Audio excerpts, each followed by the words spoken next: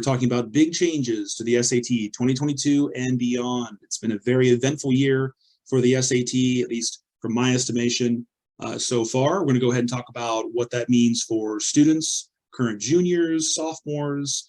International students will be wanting to pay attention to this as well, or certainly the families of international students.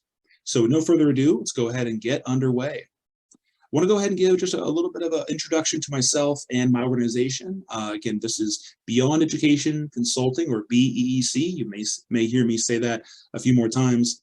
For my own personal background, I'm an instructor in test preparation for the SAT and ACT. I've been working on these exams for just over 10 years. It's been a long, long time that I've been looking at these exams.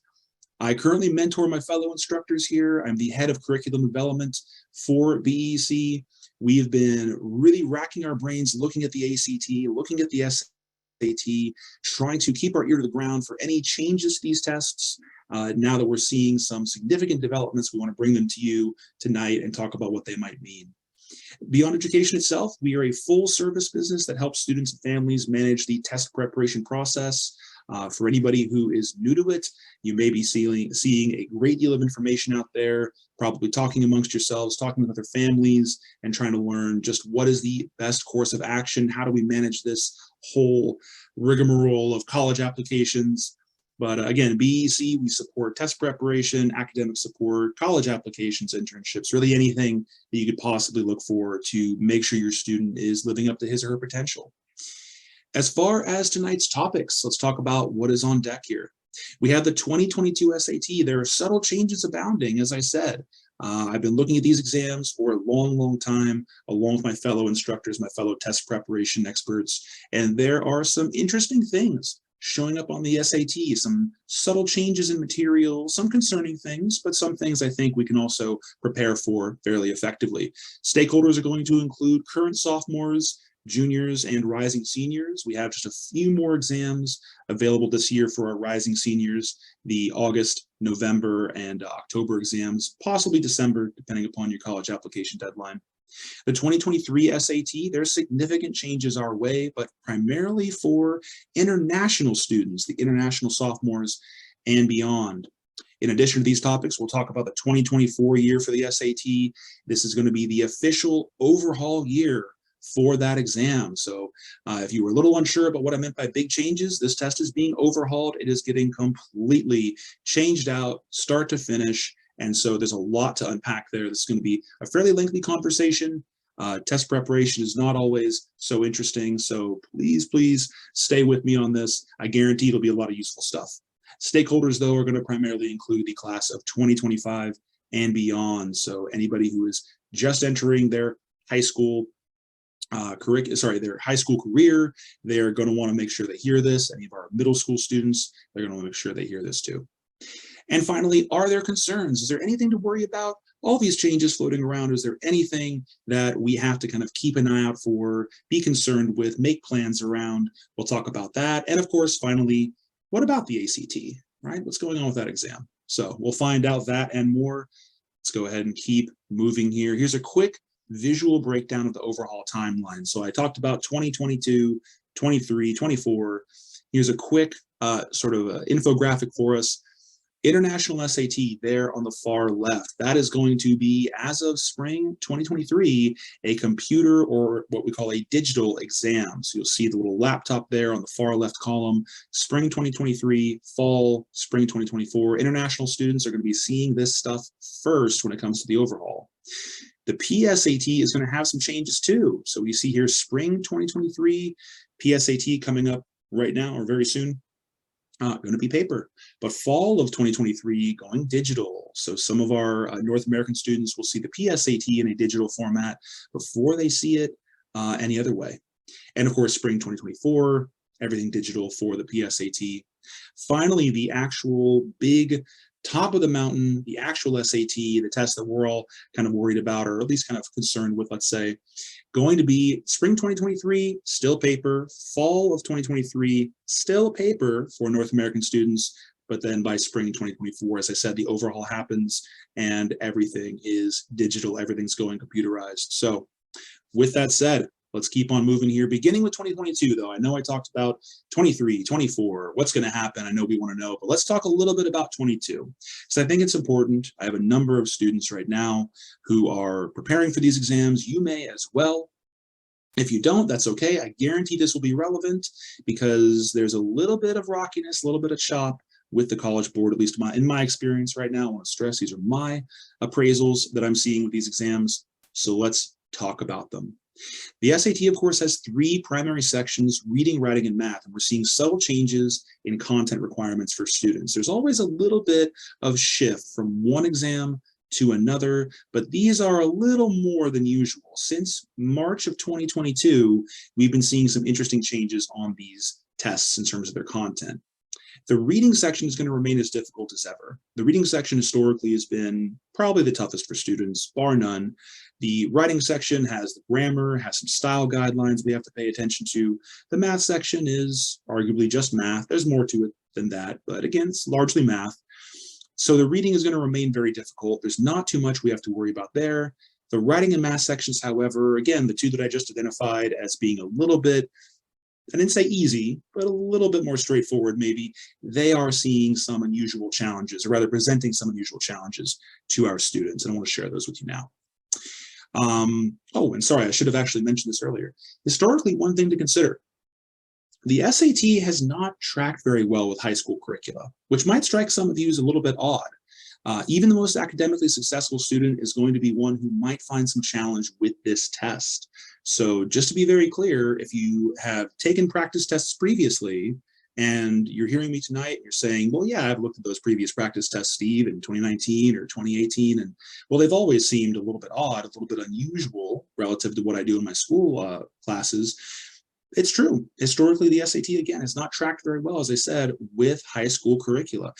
But again, we're talking about one step forward in terms of some oddness, all right? So I guarantee we'll get to it. I'm on the way. One other addition, again, changes to the SAT's content have happened without a lot of warning. So if this is the first time you're hearing about this, if you're saying, well, Steve, how come no one else is talking about this? I haven't heard anyone put out a blog post or a news post of any kind. Well, it's a little bit par for the course for the College Board to be kind of mum about their changes to the test. So again, if this is news to you, if it seems a little unusual, not anything unusual about that, all right? With that said, the tests we currently have access to for 2022, getting a little bit more specific here, we have seen the March test, as I mentioned earlier.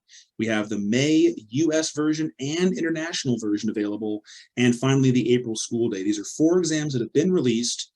We have 4 to go. We have the August, October, November, and December exams. One of those will be released. And when I say released, I mean that we'll have access to it, both students, families, organizations like ourselves. We're going to have access to these tests because of the fairness in tests or honesty in testing laws with California, New York. The SAT, the College Board, they have to release these exams. Half of all the tests that they proctor every year, they need to give up half of those guys to us so we can see what we're being tested on, so we can know just what the content looks like. So that's how we know what's going on with these things. Specifically, a general shift that we've seen is, I would say, probably the most important of the bunch, a shift in overall question quality. The March exam, as I mentioned here, appears to have at least one unanswerable math question. Now let's go ahead and pause on that for a second. An unanswerable math question on the SAT. It sounds as if it couldn't happen. Really, the SAT, a test of that significance, of that magnitude, making a mistake and putting it in front of students, it has happened before, dear listeners. It really has. It's the case where the College Board, like any organization, is fallible. They will make mistakes, no matter how much quality assurance they're going to go ahead and try to have for any given SAT. But it is the case where they have put unanswerable questions in front of students before. March 2022 had one. They've since fixed it. It's been amended. But it was something that at the time when that test was being proctored kind of threw a lot of students for a loop. And it is unusual, so it's worth noting. The last unanswerable question that I came across was May of 2019. So it's been about 3 years. Again, not an insignificant lapse. Additionally, this is from the May 22 international test. There's 2 questions that I would say approach being arbitrary. Now, this is very important to understand. Arbitrary on the SAT does not work. We need to be bound by grammar rules. We need to be bound by style guidelines. Talking about the writing section specifically, we need to be bound by knowledge for these sections. If we have the knowledge, then we should be successful.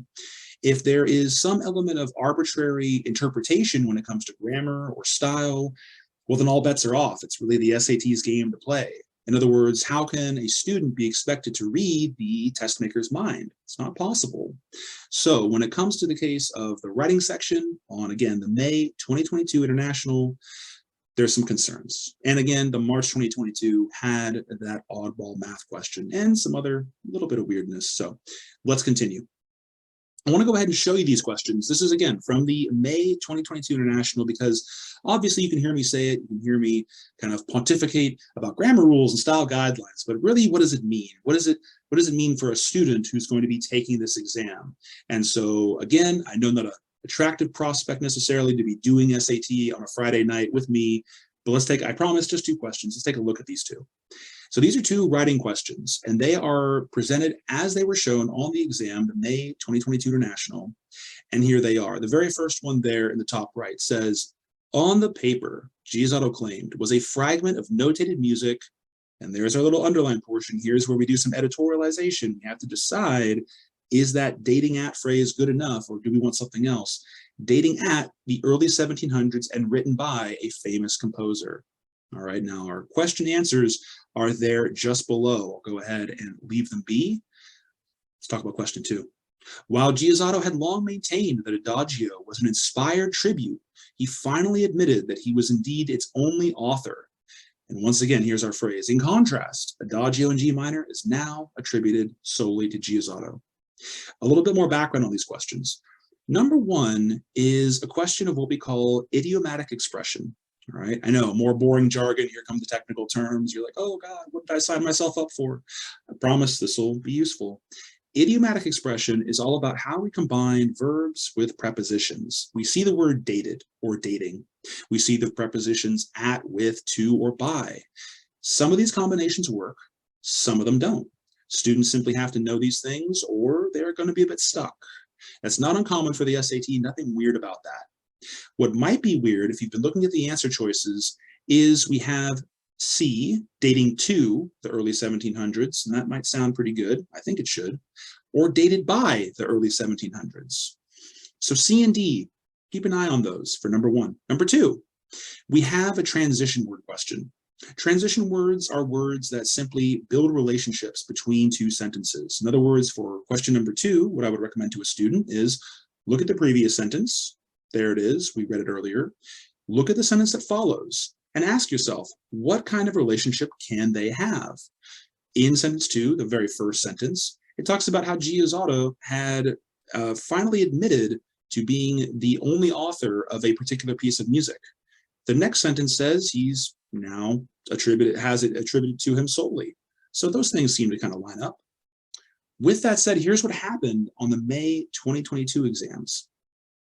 We chose, rather the College Board chose, D for number 1 and C for number 2. Now, these 2 answers, and again, depending upon your level of English experience, your grammar grasp, these 2 answers are very, very odd. Again, this is from the College Board. I'm not making this up. These are very unusual answers. To say that the music in number 1 was dated by the early 1700s, in and of itself, is no problem. But when we say dated by the early 1700s and written by a famous composer, the question is, well, what's the actual date of the music we're talking about? Because to date something by the early 1700s suggests that in the early 1700s, we determine its date. In other words, the use of the verb is a little bit odd, a little bit suspect, and frankly, a bit arbitrary. Both C and D for number 1 should work, and yet the College Board's going to say only one does. That's a bit of a red flag, all right? Number 2, furthermore is the answer that they chose here. Consequently is where most students would go, and certainly where my mind went. In other words, in the previous sentence, Giussotto admits to being the only author of a particular piece of music. Subsequently, he is attributed as the only author of that piece of music. It seems like one event should follow the other very logically. Consequence should follow. They chose furthermore. Again, these are very odd choices, and I want to kind of have them in front of you because these are the things that I see as an instructor working directly with students. And of course, these are what students see working directly with the exams. When we have this element of arbitrary decision making, in other words, when we have grammar rules, style guidelines kind of pushed to the wayside, then, as I said, these are red flags. These are big concerns because how do we prepare for these things? How do we anticipate them? How do we help students deal with them if they come across them in any given exam? It can be, well, difficult to say the least. So 2022, May and March, a little bit of cause for concern, all right, to be fairly specific. With that said, the oddities continue. Whether they stem, again, from idiomatic expression, I used that term earlier, I would say it's the unwritten rules of how we organize language. These are things that, again, we largely learn by speaking English and working with English here in America. Or whether we're requiring students to read significant amounts of context within a passage to arrive at a correct answer. That's something that might have helped us on those questions. And of course, I didn't have time to give us an entire passage to go through. But perhaps the answers would make more sense. They don't. Unfortunately, they don't, which is another reason I spared you the passage. But perhaps the answers might make more sense if we read more context. At least that's what some students' initial thoughts would be about those questions. Unfortunately, additional context doesn't quite help, but requiring it of students could be the next step for the SAT, which means more time spent on any given question, which means more challenges abound. Now, what does this mean for students in the SAT writing section? Really, it means expect to know certainly more than you've learned in class. As I said earlier, the SAT does not track very well with high school curricula, so you're going to need to know more than they're teaching you in most English language arts classes. But also expect to encounter language rules you may be a bit unfamiliar with. Nothing is inherently wrong with that. We can certainly always learn more grammar. I could probably stand to learn more grammar. That'd be surprising to me, but I'm sure it could happen. I'm sure it could happen. So we could always stand to learn more grammar. But of course, the question is, well, what's efficient? What's effective? How much time do we need to be spending to be successful at the SAT? And that seems to be, well, a bit of a post that the College Board is moving. In other words, again, how much do you need to know? If you asked me just earlier last year, I know exactly how much we have to offer. We have to kind of get a student to in terms of understanding. If you ask me now in 2022, I would say it's not the same answer. The post has been moved a bit. We need to know more than we previously did across 2021, 2020, 2019, because the College Board just decided that we need to. So again, this is something that we're keeping an eye on. It could be the case that future tests will ramp things back down, that the necessary knowledge to do well with SAT writing will decline back a bit. There's a bit of an ebb and flow sometimes. But for now, in 2022, it seems like things are changing. The ground is moving a little bit beneath us in terms of content. Challenges will continue within math sections. So to pivot to math sections briefly, I mentioned those earlier. Let's go ahead and swing around to them. There will be a greater importance on a wider variety at the same time of concepts from Algebra 2 and geometry. Again, I promise I won't show you any more math questions or any other SAT questions, but let's talk about some topics that we're going to have to get really comfortable with if we're going to be successful in 2022. Vertex forms of quadratic functions. Now, if there's a lot of parents listening out there, you might be looking at this and saying, I think I heard about that one time several years ago. I guarantee your students know exactly what I mean. So vertex forms of quadratic functions and their associated applications in word problems. Not a fun concept whenever we bring up word problems. Something that also a lot of classes in math do not deal heavily in. Word problems are something the SAT loves. We have more of them coming out every time that I see one of these tests, especially with quadratic functions. That makes everyone's lives very difficult. Quadratic factoring is similarly tough. It's another Algebra 2 concept, and there's not many problems that have to do with degrees, that's the equations rather, greater than 2. So the old x squared plus x plus some number sort of equation. Again, if you're a parent right now, you're probably listening to this and saying, again, sounds kind of vaguely familiar. Show it to your students if you want to see how much they know. That's my challenge to you. Go ahead and put this seminar, put this recording a little bit later on in front of them, and let's see how much they're pulling out of their Algebra 2 class. They'll tell you all about quadratic factoring. On the SAT, though, historically, equations with degrees greater than 2 are unusual. We're seeing them now being greater than 2. which makes all the difference, quite frankly, when it comes to factoring. Again, trust me on this. Finally, to move things along, finding the areas of unusual shapes, including things like trapezoids, finding circle chords and appreciating them in certain ways, more geometry concepts. These are showing up on the SAT where historically they frankly have not. So it's not a matter of just pulling from old content. This is not the SAT or the College Board rather simply going backward in time, grabbing a concept from 2018, bringing it over to 2022. These are things we simply haven't seen on this exam historically. And again, if you have a student who maybe is fantastic in math, maybe already as a junior, they're taking calculus BC, they're just fantastic with all the arithmetic, it's probably the case that they'll be seeing some topics on the SAT that they haven't touched in 3, maybe even 4 years. So again, very unusual challenges that the SAT is bringing to students at this point in the math section. So we'll keep an eye out. We'll let you know as things develop. But for now, that is 2022. What can we take away from these? The tricky question quality is, I would say, most concerning. I mentioned those red flags earlier, and the fact that, again, the College Board is a fallible organization. They're not perfect. With that said, it seems like a number of these tricky or kind of arbitrary questions are showing up in quick order. Again, the last question that I had seen, which had an unanswerable, the last question that I saw, which was unanswerable some time ago, happened in May of 2019. To see a few of these things show up in 2022, a little bit dense in terms of the frequency of how often we're seeing these things. If math questions are poorly written or include knowledge that students rarely cover, there's likely some distinct disadvantages that students are going to be going into the exam with. So definitely try to bear that in mind. And I would say, take a look at any SAT you like. I guarantee there will be something on those tests that your student probably hasn't seen in some time. With that said, 2022 seems to be presenting even more of that unusual information. So the writing questions have always relied upon 2 factors, going backward now to section 2 of this test: grammar rules and style guidelines. These are the 2 primary categories for any question.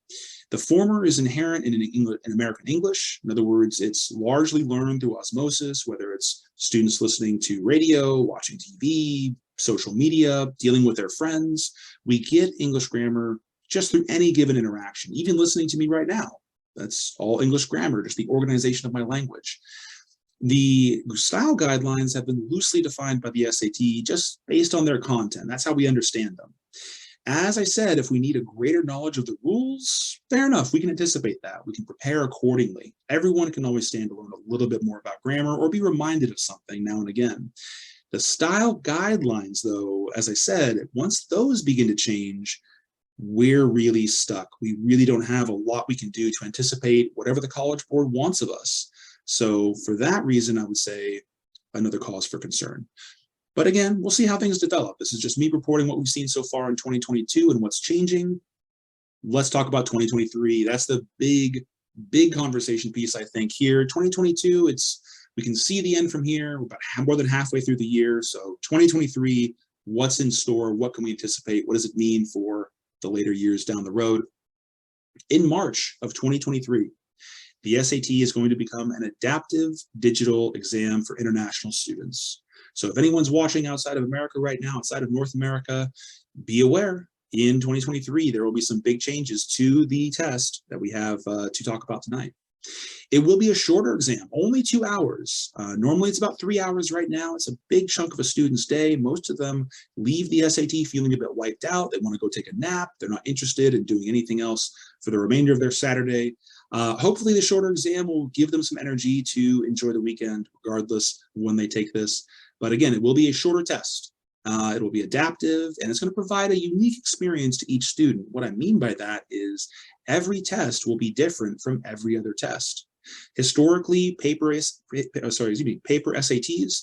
they have been fixed by the month, meaning if you take the SAT in March of this year, everyone sees the same exam, right, from one student to the next.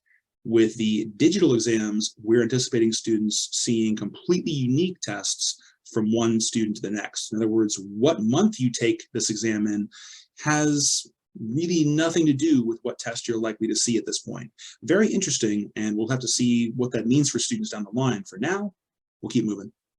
Paper SATs will remain available, but only as an accommodation for learning differences. So if you do have a student with a learning difference, if there is some rationale for the accommodation of a paper test, they will still be available, but again, only as an accommodation. You will need to go through some hoops to get access to that paper exam. The paper exams, however, will mirror currently available tests. In other words, the paper test will be just like what we have right now. So there could be some kind of conversation there. If your student has a learning difference, definitely let us know. Happy to tell you more.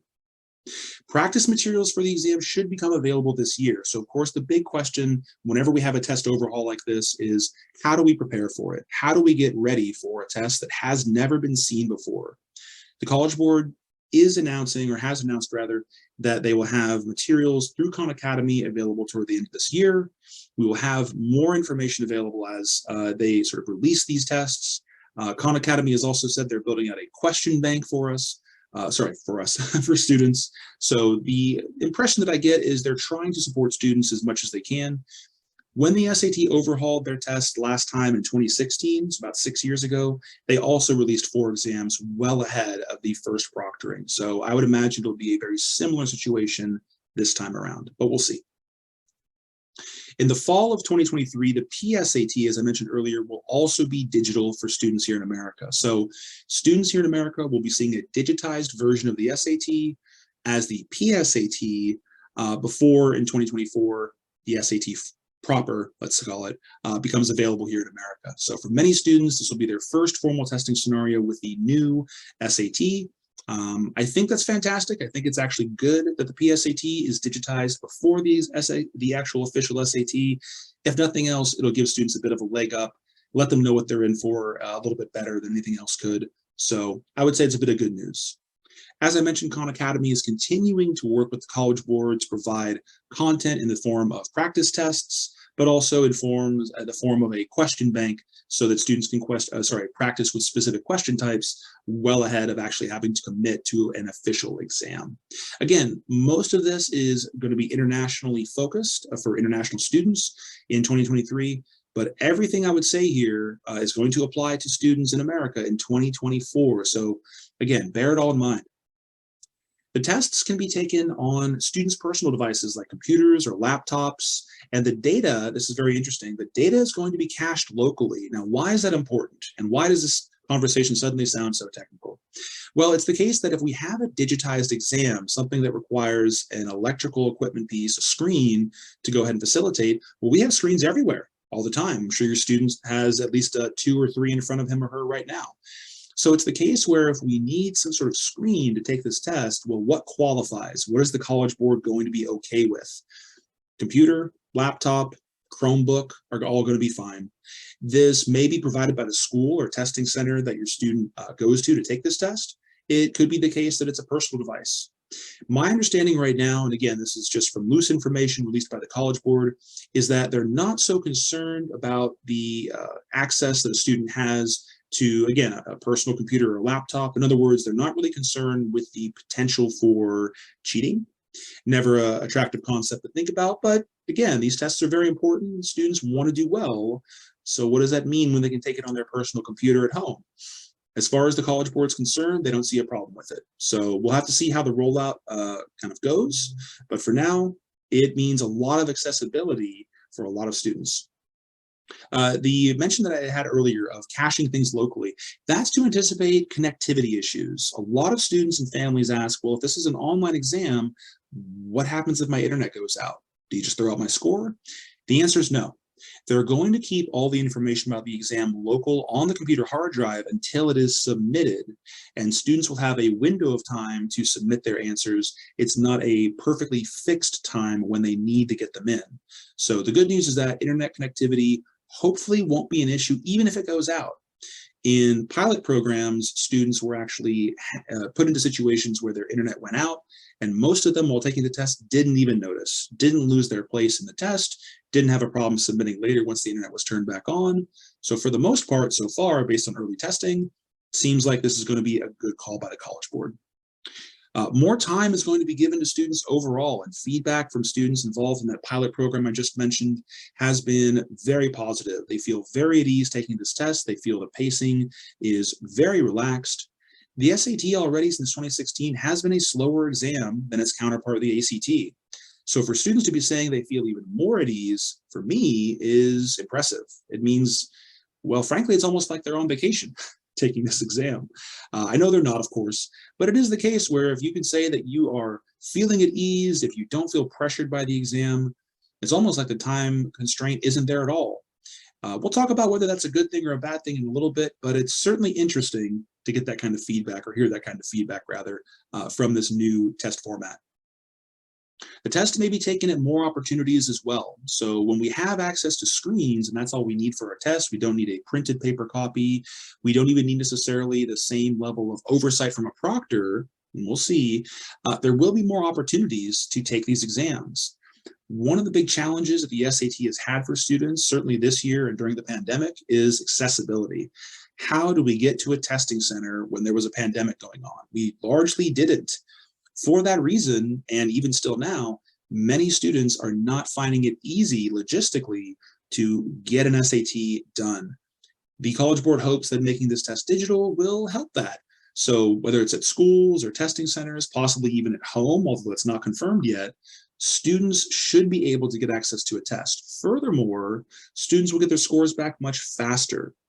This, I would say, is another good development, because having to wait a couple weeks between when we do an exam and when we get our scores, everybody wants to know, how did I do? What should I be working on? How can I better prepare for my next exam? We now get that information faster, and I can't see anything wrong with that. There's no information yet as to how students will receive their scores, however. So this is where things get a little concerning again, and not concerning because I think College Board's doing anything wrong, but concerning for the fact that, well, how much information do we really get? Can we use the information from a particular score breakdown to, again, inform how it is we prepare for the next exam? So again, as it says here, it's not clear yet how the answer service for the SAT will be formatting whatever is returned to students. Section changes. Let's talk about how the test itself, the content changes just a little bit. The math section will no longer have a calculator and a no calculator portion. The entire section is going to allow the use of the tool. This, I would say, is fantastic. It's not a huge benefit, but it is something that's nice because, frankly, the no calculator portion was a little bit, in my mind, silly. Students always have access to their calculators for the most part in school, and many students rely on it as a tool to facilitate just even general arithmetic, simple arithmetic.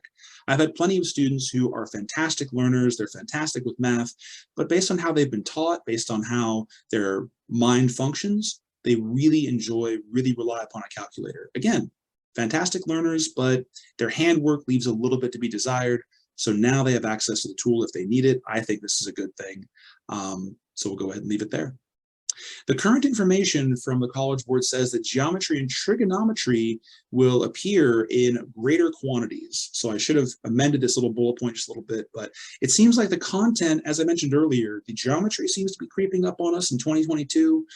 I think in 2023 and 2024, it's similarly going to be creeping up on this exam content. Diagrams, however, and this is based on the released questions, the questions that the SAT has, or sorry, the College Board has put out for us so far. Diagrams, however, are less present, which is very interesting considering that trigonometry and geometry really rely upon illustration. Now, what this probably means is that they're expecting students to be great at illustrating on their own. Scratch paper will be allowed for this test. So I believe the intentions for the College Board is that students will be writing these things out as they're described to them. In other words, a question may describe a triangle, a quadrilateral, some other kind of prism, and it's up to students to then apply their understanding of the language to the shape they have to go ahead and draw out for the solving of the problem. Older content, as we've seen from tests in 2018 and 2019, also appears to be showing up on this new version of the SAT.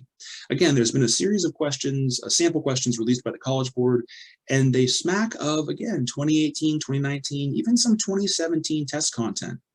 I mentioned very early on today that we see content come and go on the SAT. Sometimes we want to deal with things like imaginary numbers, for example.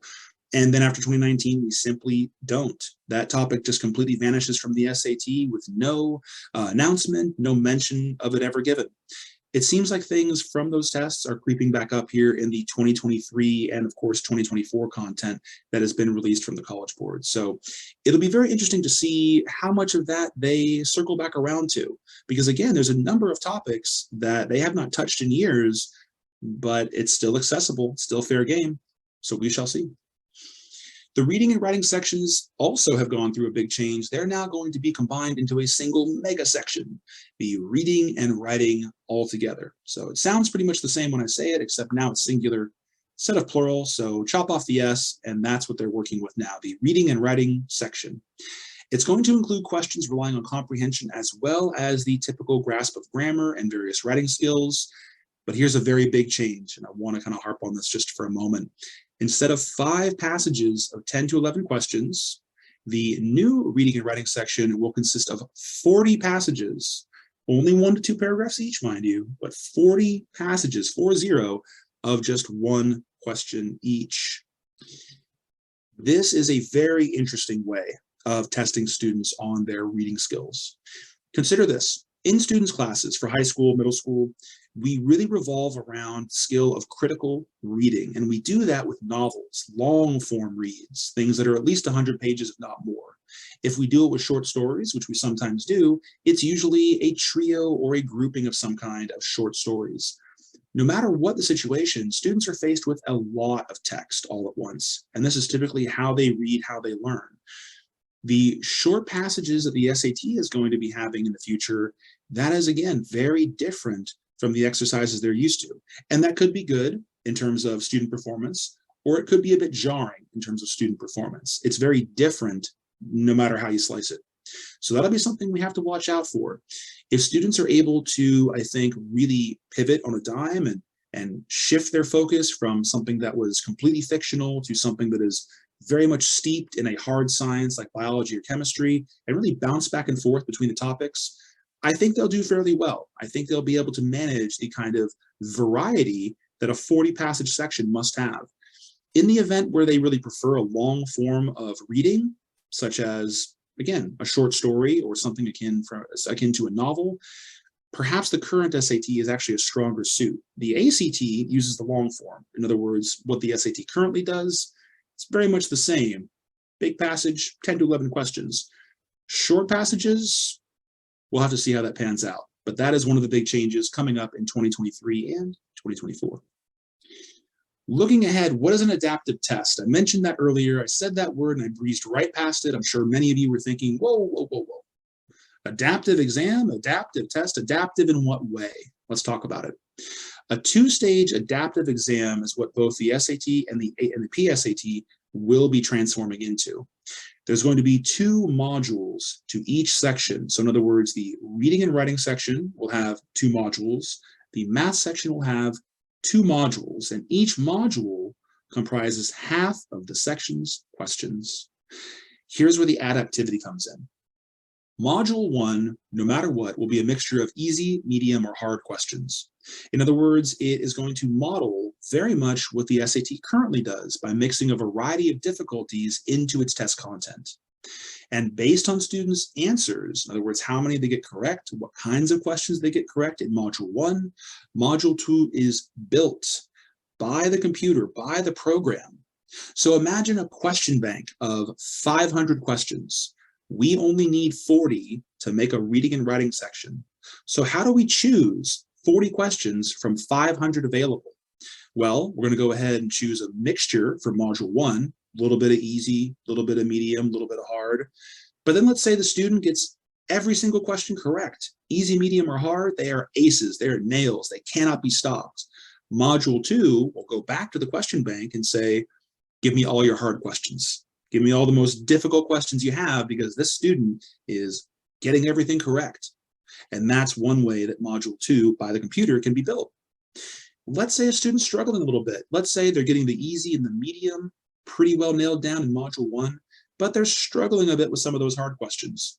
Once again, the computer looks at their performance in Module 1, goes back to the question bank and says, I'll take a few of the hard, but let me get a lot of those easy and medium questions to see, is there any nuance to the student's ability to be correct? Is there any kind of granularity we can sort out from just the easy and medium pieces? Now, for some of you, that might sound like we're just denying students access to hard questions if they're getting questions wrong, and you kind of would be right. Adaptive testing does work that way to a certain extent. With that said, it really depends upon the algorithm. As I mentioned a few times, the computer is the one building module 2, which is why it has to be online, has to be digital. Adaptive testing can be done in person. You can have a human being develop the module 2, but it takes time. It's very tedious, and the computers are just frankly better at it, which is why College Board's doing it this way. But it's certainly the case that if a student's performance in module 1 does not really reflect their true potential, module 2 is arguably going to do the same. It's going to potentially limit them in some ways to the access they might want to harder questions. So we'll talk more about that in a little bit, but that's more or less what the adaptive exam process looks like. The intention here ultimately is to more efficiently, meaning the shortening of time, 2 hours instead of 3, but to more efficiently and accurately gauge where a student's strengths lie by having the test adapt to their particular strengths or areas of weaknesses. In other words, adaptive exams are intended to both be efficient, or very speedy, I should say, but also to get to the heart of the matter very quickly. The assumption, of course, is that a student isn't making simple mistakes, isn't having a bad day due to stress or maybe an illness. There's a lot of assumptions behind any kind of testing that the adaptive testing, I would say, relies on a little bit more heavily. In other words, if this were a more typical exam like the SAT currently is, whether a question is hard or not doesn't dictate what access a student has to future questions. They're all just written there on the page, ready to go no matter what.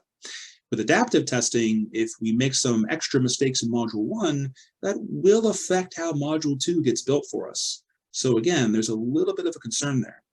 Adaptive testing is used, to be fair, at all levels of academia.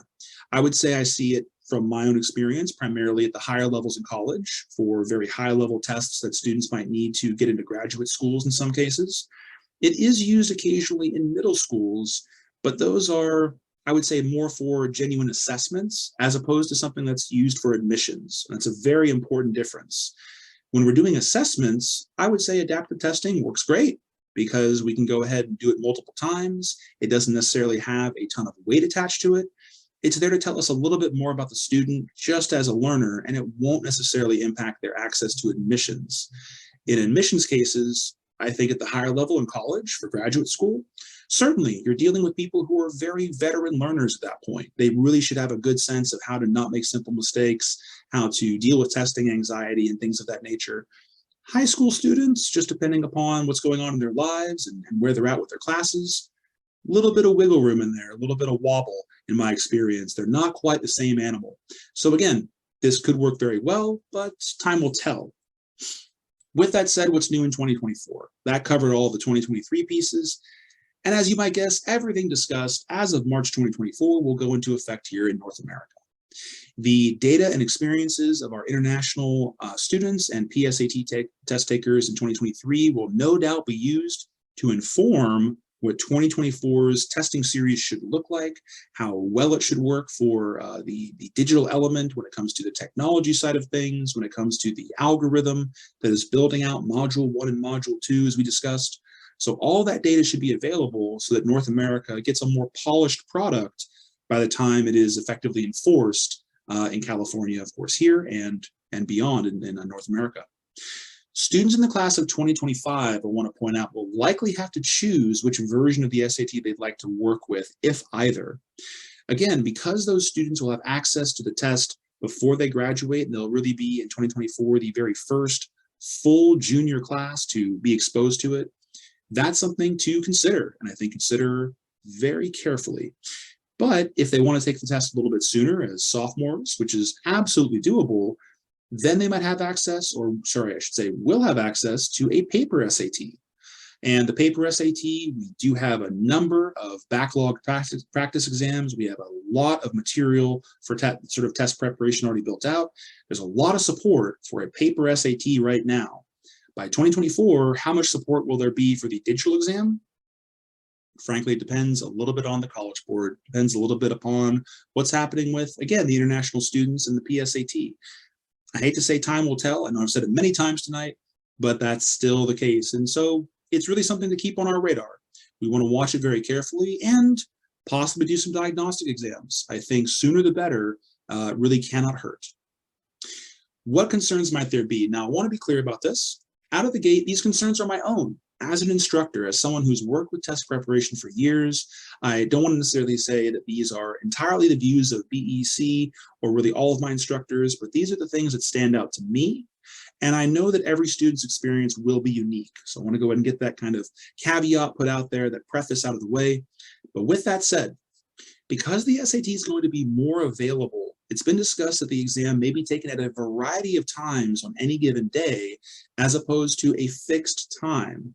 Normally right now, the SAT happens on Saturdays at 8 in the morning, and that is when it happens. If this is going to be delivered digitally to students, perhaps there's a range of times on any given day when they're able to do it. Maybe it's at school, maybe it's at home, maybe it's somewhere else. But the bottom line is that if we assume there's still some kind of testing center, whether it be a school or again, an actual testing center, which those do exist, well, if everyone's starting at different times, everyone's breaks will be a little bit different. In other words, you might find your student taking a test in a room where people are moving about more often, shifting in their seats, finishing their exams at various times. There could be more distractions just within their immediate vicinity, depending upon where they take this exam. I know it might not sound like a significant element, but for some students, it truly is. For some students, where they take the exam, the environment in which they take the exam can make all the difference. In fact, there are even learning difference accommodations where students can be given their own rooms to take the test because distractions are so significant for them. So again, I think that there could be room for more distractions because of how and when this test will likely be proctored. Again, time will tell, but it's something that has been discussed by the College Board. They have said that this is an opportunity to get more students taking the test, which I don't disagree with. But I do think there could be some drawbacks to that approach. Additionally, because the SAT will become adaptive, this means simple errors, as I kind of intoned earlier in Module 1, they can have significant ramifications on possible test outcomes and further exacerbate test anxiety, if it's an issue. But I want to speak to this for just a moment. I worked with a student very recently who on his practice exams was doing regular 1400s and more. So he was very happy with that. His goal score was about a 1450, and he was regularly hitting that on his practice exams. He then took the March 2022 exam, and he sank, unfortunately, to about a 1210.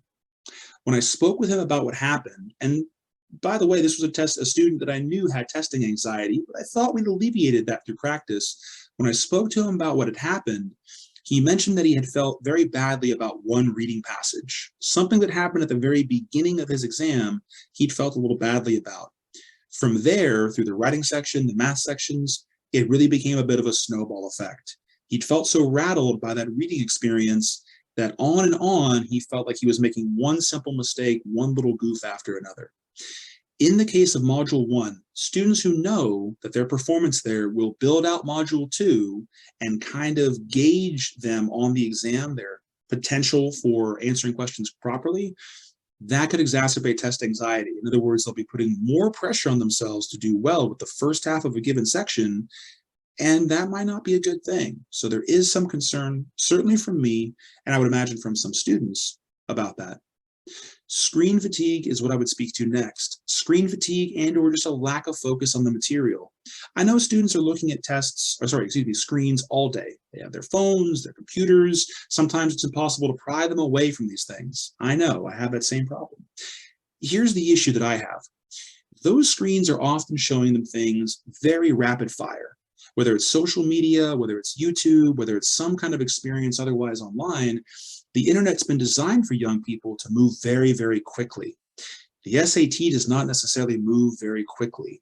And reading something in long form on a screen, as opposed to an actual physical book or a paper copy, is not really the same experience. And I would challenge anyone to, if you ever have some questions about that, take a look at a news website and then hold a newspaper in your hand. I guarantee the experience will be a little bit different, and not insignificantly so. So I do have some concerns about screen fatigue or just a lack of focus. More tests students take aren't online in school as well, just kind of last little piece here. So the experience will likely be a little more unusual than normal. Some students have seen online testing as early as middle school and sometimes as early again as elementary school, although it's somewhat rare. It could very easily be the case that because there is such a difference, there's no real analogous element in their school as far as how this test is being done. The digital element could be not unsettling per se, but certainly a little off-putting. And we'll go ahead and leave it at that. Moving on, shorter exams are great, but pilot students, as I mentioned earlier, reported having time to spare. It suggests that questions may be especially easy or that simple mistakes especially are likely. When I work with a student right now and they tell me that they had time left over in a given section, I get a little bit worried. And I get worried because that usually means simple errors. It usually means we breezed past a few things and felt very comfortable about that, but ultimately should have taken our time and really done a better job.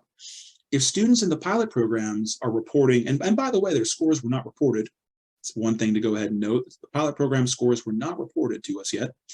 If they're reporting that they had extra time, they felt very at ease, either the exam itself is very simple, and some of the questions I've seen certainly speak to that, or there's a propensity for simple errors. We don't know which one it is yet, but both are very concerning, albeit for different reasons. If the test is too easy, well, how do we understand for admissions what that means? A student who takes a very easy exam, can we really say that they're ready for the rigors of a given college? Maybe they score very well with it, and that's fantastic. But do we really think that they are going to be achieving the same level of accomplishments on that SAT when it comes time to deal with college level courses? I would probably think not. In other words, an easy exam doesn't tell us a whole lot about a student's ability to handle a given level of rigor. If there are a lot of simple mistakes being made, well, then, to be fair, the pilot program didn't quite hit its mark because it has a lot of junk data. A lot of very simple mistakes being made means students are either not comprehending the questions or they're not taking the test seriously. And in either case, the data becomes a bit suspect. Now, which it is, we don't know. But the bottom line is there's a little bit of cause for concern there from, again, my perspective. Finally, an overhaul of the exam brings into question the new version's validity, and this happened back in 2016 as well. There's always going to be elements of admissions who say, overhauls, fantastic, it's about time. Many others, though, will say, I'm not so sure how to interpret these new exams. I have to go ahead and see it for myself. And furthermore, what kind of data are admissions officers looking for when it comes to validity? They can read all the studies that the College Board might do to test validity or effectiveness, engaging student ability. They can certainly read through all the literature, again, put together by the College Board saying how wonderful their test is. But they're really going to, at the end of the day, look at, okay, here are the students I've accepted from this test pool. Let's go ahead and look at how they're doing with their grades, with fitting into the sort of expectations of our campus in terms of academics, and in terms of ultimately their outcomes when it comes to their degrees, graduating on time, et cetera, et cetera. We really end up, as from an admission standpoint, needing a long view of what's going on to really appreciate whether it's working or not. Overhauls can make this job very difficult, a little bit more risky. So again, time will tell, but that would be a concern that I would have were I an admissions officer. The College Board has made a lot of statements as a quick addendum here about equity and better serving underserved communities and wanting to reach more students. This in and of itself, I want to be clear, is not problematic. There's no significant concerns I have with the motivation around helping those who could certainly use help. With that said, I do worry about gearing an exam, especially an adaptive exam, towards specific communities. Now, again, I didn't help develop this test. It's certainly not something that I have a hand in. I'm not a part of the College Board. But anytime they begin using language around serving one community or another community, it's not that the intention is a bad thing, but we have to ask ourselves, what is the ultimate impact? And I think that's a fair question to ask, given that more than any one community is involved in this conversation, whether they be underserved or quote unquote overserved. I'm not really sure what the counterbalance there is. Again, if we are focusing on any one or two communities to better support in some way through the development of this new exam, fantastic, but how does that impact everyone else? That I think will be the question. Some early student feedback on the pilot program, again, suggests that they're seeing the test as very easy in some ways. And as I mentioned earlier, that's not necessarily good. A little bit of a different rationale behind this. It's not just the time that they're taking and having an abundance of on the back end, it's also their actual experience. They're saying, seems pretty straightforward, seems pretty simple. And a very straightforward, very simple test does not tell us much about what a student is capable of. With that said, what about the ACT? We've talked all about the SAT tonight, and thank you for your patience. I know we're coming up on just about an hour here. I guarantee I'll finish up pretty soon. What about the ACT, though? Where does this test stand on all of these developments? The ACT has been remarkably consistent throughout the years, a test that I have a lot of experience with, and one that, frankly, I've come to really appreciate because the SAT, doing overhauls in 2016 and now again in 2023, the ACT really has not changed. Certainly, there are little divots here and there, little changes with regard to the content, that shift that I mentioned earlier going on in 2022 with the SAT. Some of that happens with the ACT. Not unreasonable for a test to evolve just a little bit here and there with the times. But overall, it's been very, very consistent. And a test from 2015, the ACT that is, would still be a fantastic preparation tool for something in 2022. Currently, the ACT is announced just about a week ago. It has no plans to go digital or match the SAT. In fact, for what it's worth, the SAT has made a lot of efforts to kind of mirror the ACT rather than vice versa. It's the SAT sometimes chasing the ACT in terms of presentation, in terms of content. The ACT, unmoved, uninterested, has continued to say, no interest in going digital. We're very happy staying paper. We're very happy continuing to offer students the content the way that we do, which is, again, there's something to be said for consistency. I want to be clear. I'm not here to stump for the ACT. I think both of these exams are ultimately valid, ultimately worth pursuing. But if I had to go ahead and lean in the direction of one, well, the ACT is an animal I know very, very well. The SAT wants to be something different, and we'll have to see how that goes. Because the ACT is not making a significant switch, the past released exams, as I mentioned a moment ago, they are fantastic for prep materials, which means even if we see the 4 exams coming out from the College Board, even if we see their question bank coming out, ACT will have more preparation materials. So for students who are interested in plowing through test after test, in looking up, down, high, low, going all the way through all the ACT might have to offer, we have that opportunity because, again, we have more than a decade worth of exams that we can look over and use to influence our testing protocols when it comes to preparation. The ACT is also, I would say, a test that admissions officers know extremely well by this point. I mentioned in the previous slide that we have to have some concerns about what it means for admissions when a test is overhauled. If we go in with the assumption that everything is exactly the same, probably a bit short-sighted. Doesn't have to be bad necessarily, but we do have to do some kind of evaluation. That's for the SAT. For the ACT, the evaluation and the results are already in. The admissions officers know it fairly well. They've been dealing with it for years, so there's really no questions to be asked. Previously, the ACT and the SAT had about an 80% similarity in terms of presentation and content. That's something that I could say to students and families very confidently whenever they ask, well, what's the real difference between these tests, right? What should I expect? If I prepare for one, can I prepare for the other, and vice versa? About an 80% overlap is historically what's been there. At this point, with knowing what the 2023 exam is going to be presenting students with for the SAT, that'll no longer be the case. Of course, paper versus digital, that alone would be a significant delta to overcome in terms of trying to prepare for both these exams. But already with the content changes on the SAT, I think we're going to have to treat these as more of a 20% similarity going forward. Just in terms of, again, the presentation, the delivery method, it'll make for a very different experience for any given student, whether they take one or the other of these tests. Students who previously might have considered preparing for both likely will now, in the next couple of years, need to seriously choose one or the other. And of course, you can prepare for as many tests as you like ultimately. But the question we have to ask is, what is an efficient use of our time? Because at one point or another, we're going to wonder, what else could I be doing with all this energy I'm spending on test preparation? What else could I be doing if I weren't preparing for both the SAT and the ACT? Picking one, I think, is going to ultimately be the better avenue to go down, even for students who want to be extremely well prepared for college and or high achieving. There's probably something else we could be doing aside from 2 exams where only one will do. Quick sort of aside here as far as what we're doing to anticipate this shift, because this is something where I mentioned a moment ago, what else can be done if the College Board is kind of putting out some of these testing materials. We have this question bank available through Khan Academy. Is there anything else out there? I would say absolutely. This is just a quick snapshot of some of the things that we've been developing here. We've been working on a digitized form of the SAT for some time. Now, what you're looking at is just a brief snapshot of the test itself. We see the question numbers across the top. We see some of the calculator elements for the math section.